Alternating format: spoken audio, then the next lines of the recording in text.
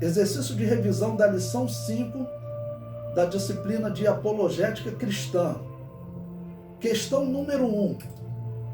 Quais as 3 grandes evidências que temos da divindade do Espírito Santo? Eu citei aí batismo de Jesus, blasfêmia contra o Espírito Santo e Ananias e Safira. A história de Ananias e Safira, ou seja, a primeira opção é a resposta correta. Pergunta número 2. Qual a acusação em relação à necessidade da religião? A resposta correta é a 4ª opção.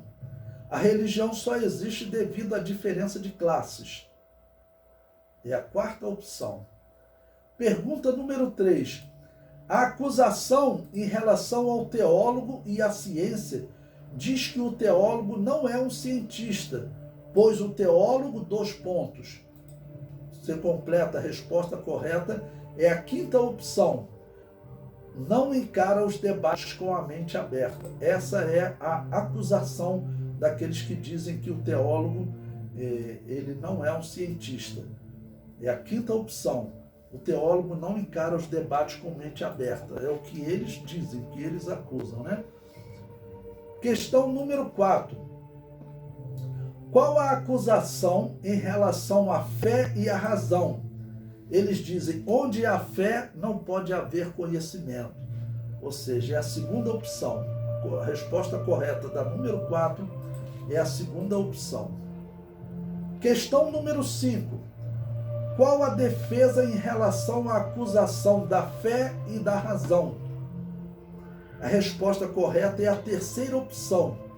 O teólogo combina fé com conhecimento, rejeitando, porém, o conhecimento que vai contra a Bíblia e contra a sua fé.